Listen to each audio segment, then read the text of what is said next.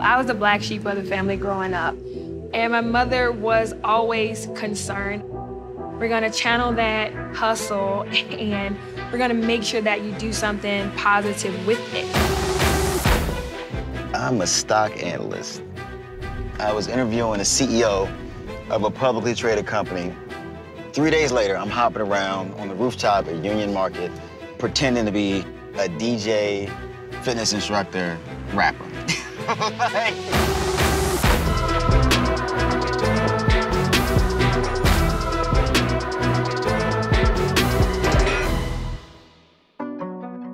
I'm actually a native of Washington, grew up right outside of DC, and I run Boombox as kind of my passion project slash retirement plan. There are 1 million people in the world with business plans sitting on a hard drive. One thing I've learned in corporate America is how to put together a project plan, making sure that everyone understands their role and exactly what they're responsible for. The basics, what needs to happen from an equipment perspective, what needs to change. What up? Let's go, y'all. Let's work. Let's do this, Jordan. What you waiting on? Me. It really took us about 2.5 years to narrow down the concept, write the business plan, go back and forth, debate the business plan. Before we opened, we had to do a lot of recon work. And one of the things I was really good at is going into a gym, almost like a secret shopper. Okay, how many members do you have? Like if I join here, will it be crowded? They're giving me all types of insights. What you don't realize is all the work that goes into putting on a class. Training the coaches to the operations of cleaning up. Generating interest and/or revenue, and for us, it's getting bodies in the door. There's so many elements to it when you've got a consumer-facing company. But when it comes to business and operations, okay, we have to do this, and this. We actually started looking for locations for Boombox while we were writing the business plan.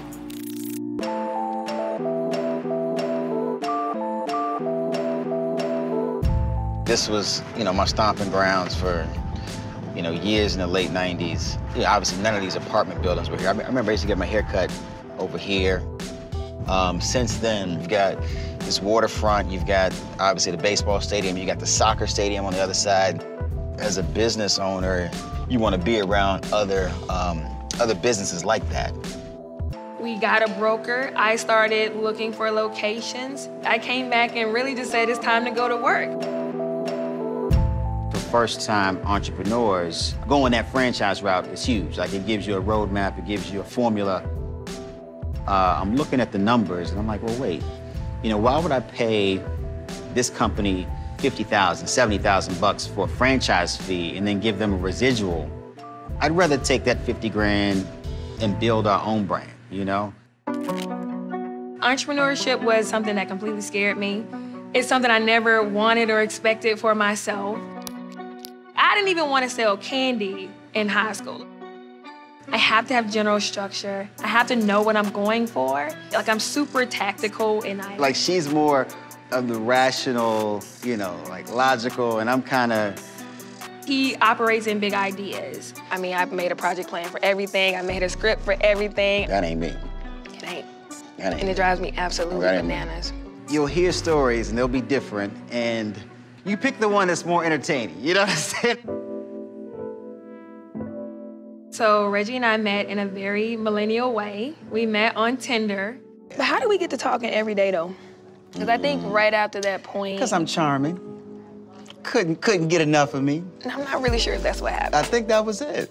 It wasn't flirty. We really just kind of had this banter that was really cool, back and forth, challenging each other. We were cracking jokes all the time. We just kind of settled into this platonic relationship. I tell him, I said, if we had gotten together, yeah, we wouldn't be be able to do right this. now. Yeah, we wouldn't do this. Everybody hates me afterwards, right? Yeah. Reggie actually introduced me to boxing. I had no interest in it, didn't want to do it.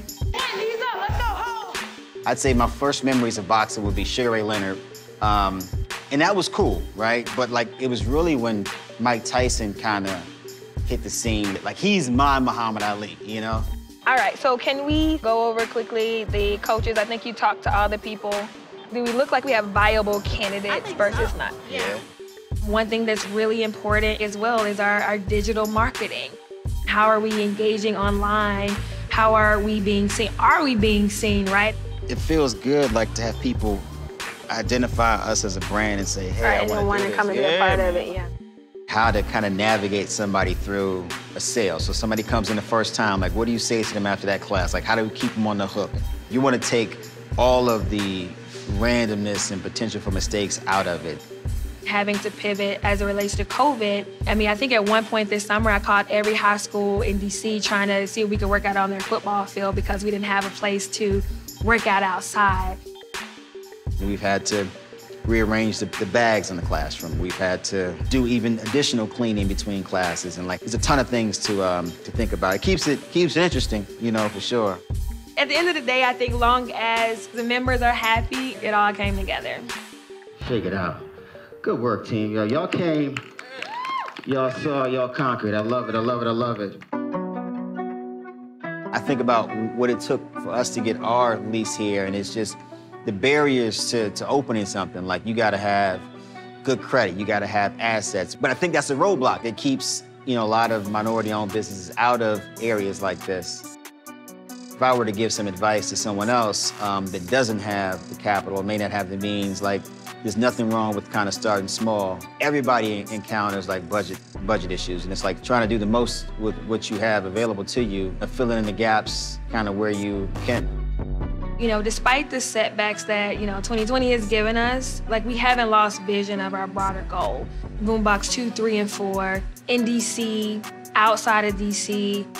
We'll be better positioned for location 2 and 3. Like, we're kind of battle-tested, war-tested now, so. I'm so humbled by just the support that we have. You know, a little bit of hope, hard work for sure.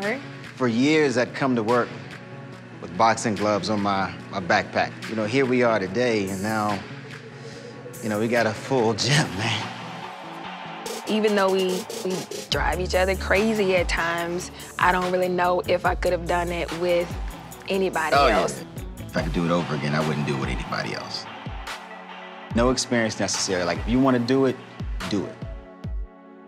It's not gonna be easy. Don't let the fact that you've never done something before keep you from doing something. Like, we're proof of that.